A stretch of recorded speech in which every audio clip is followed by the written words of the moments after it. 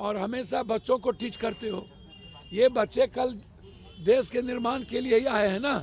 कोई डीएसपी, कोई एसडीएम, यही तो गवर्नमेंट चलाएंगे। और इस बच्चे पर आप जुल्म करोगे, लाठी चलाओगे, आप कहोगे एनार्की है, इस बच्चों को फंसाने का प्रयास करोगे, तो हमारे जैसा व्यक्ति, हम तो चाहेंगे कि सभी जितने विपक्ष के एमपी एमएलए हैं सबको बैठना चाहिए और पूरे बिहार में सत्ता पक्ष के एमएलए एमपी को निकलने नहीं देना चाहिए, घर के आगे बैठना चाहिए। इस मामले के लगता है बिहार में राजनीति हो रही है, विपक्ष के भी नेता आ रहे हैं, कई कोचिंग अच्छा एक बात आप बताइए, इसमें पॉलिटिकल का क्या मैटर है? यह मियाँ मिट्ठू बनना नहीं है इसमें। क्या यदि आपको किसी को आना है तो बैठो यहाँ, वो काम करे, वो इस बच्चों के साथ पूरी ताकत के साथ, ताकि पूरी दुनिया देखे इसको। ये 2 मिनट की भौरपियागिरी से तो कुछ होना जाना नहीं है। या ज्यादा खराब हो रहा है जो हमारा अनशन पे जो बैठे हुए जो लोग, आप हमको एक बात सीधा आप बताइए, हम आपको सीधा पूछते हैं कि कोचिंग का सवाल या सिस्टम का नहीं है, हमें आप यह बताइए कि जो बीपीएससी कोचिंग को बुला के पूछ रहा है या किसी दूसरे अलग को न्योता दे रहा है, आप जब हमारे पास गवर्नमेंट सिस्टम है, डीएम है, तो आप दूसरे से पूछ के एग्जाम कंडक्ट करते हैं। आप कौन होते हैं दूसरे से पूछ के एग्जाम कंडक्ट करने वाले?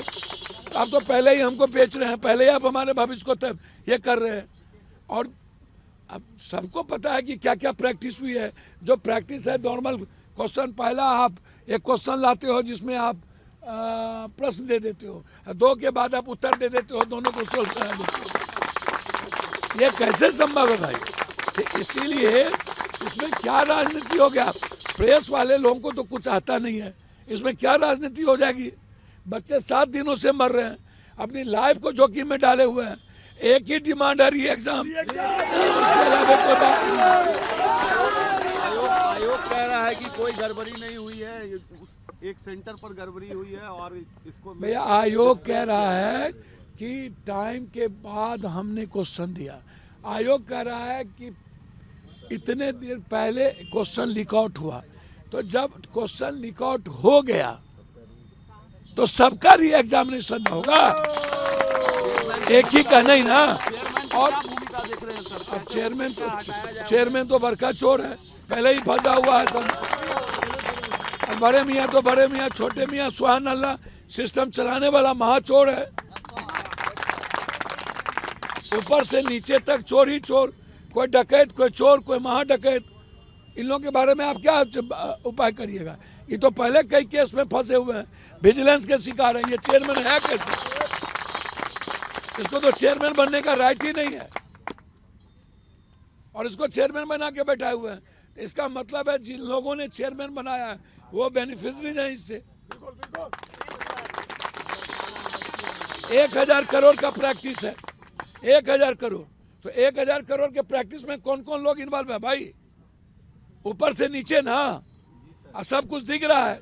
और यहाँ बच्चों का एक ही डिमांड है, री एग्जाम।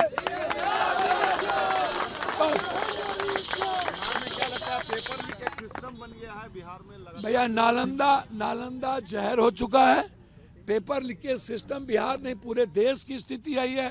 इलाहाबाद के बच्चे हैं, सभी जगह लाठी हमारे बच्चों पे चला रहे हैं। अब गोली चलाते हैं, बच्चों की सुनने वाला कोई नहीं है, इनकी लाइफ खत्म होती जा रही है।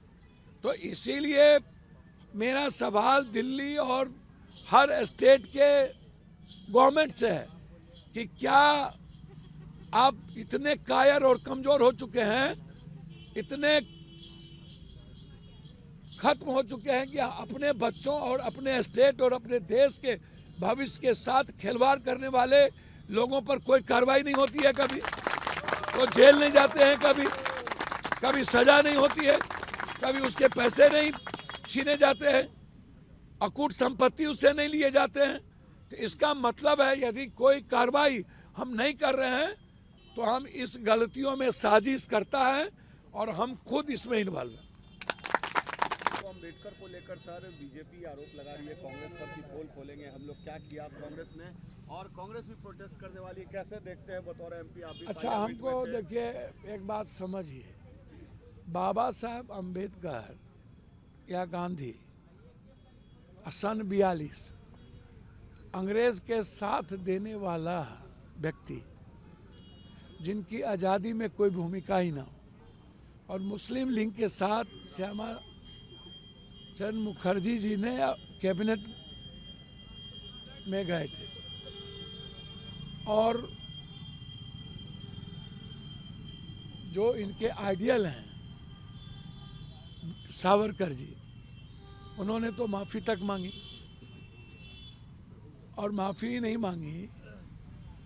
जब बात आई बाबा साहब अंबेडकर की आइडियोलॉजी और मनुस्मृति की, तो उसमें उन्होंने कहा था कि ये आइडियोलॉजी भारत की संस्कृति के लिए सही नहीं, ये उनके तो बयान हैं। तो तब भी ये लोग खिलाफ थे। मंडल कमीशन जब लागू हुआ तो कांग्रेस और बीजेपी दोनों समर्थन दिया था। तो मंडल कमीशन लागू के समय इन्होंने समर्थन वापस लेके कमंडल लागू कर दिया और देश जल गया। तब भी इनकी मानसिकता दिखी। 2003 में अटल जी जब आए तो उन्होंने एक कानून बदला जिसमें हरिजन नागरिकता प्राप्त करने में काफ़ी प्रॉब्लम आज तक हो रहा है। उसके बाद जब कभी प्रमोशन में ST SC EBC OBC का मामला आता है, चाहे जाति जनगणना, चाहे 67%, स्टालिन ने OBC जब हम 10% आरक्षण ऊंची जात के गरीब को दिए तो मिलना चाहिए, राइट है हमारे सारे बच्चों का। तो आप इसका भी राइट है, 67% आरक्षण बढ़ना चाहिए। तो आप इसके लिए सुप्रीम कोर्ट चले गए, यहाँ के खिलाफ भी, जाति जनगणना के खिलाफ भी। तो आप हमको एक बात बताइए, ये हमेशा इनका जो आचरण है या इनका जो चरित्र है और इनका जो वे है, ये कंप्लीट अंबेडकरवादी विविधताओं के खिलाफ, संघीय व्यवस्था के खिलाफ, 400 पार का जो इनका सोच था, ये 400 पार का मतलब था, आप समझ लीजिए कि 1 नेशन नो इलेक्शन। रूस और चाइना के तर्ज पर ये आजीवन चाहते थे राष्ट्रपति रहना। संविधान और अंबेडकरवादी सोच के लोगों ने इनके मनसा को पानी फेर दिया। तो इनको लगता है अब संविधान को ही खत्म करो और अंबेडकरवादी सोच को मिटा दो। तो इनकी जो गलत मानसिकता है वो समय समय पर ये अपने आचरण से परिलक्षित करते रहते हैं। फिर भारत के गृह मंत्री जी ने अपने आचरण और अपनी वाणी से ये बता दिया कि हम जय जय जय जय जय भीम नहीं बोलेंगे, हम मनुस्मृति को ही मानेंगे, अंबेडकरवादी को नहीं मानेंगे।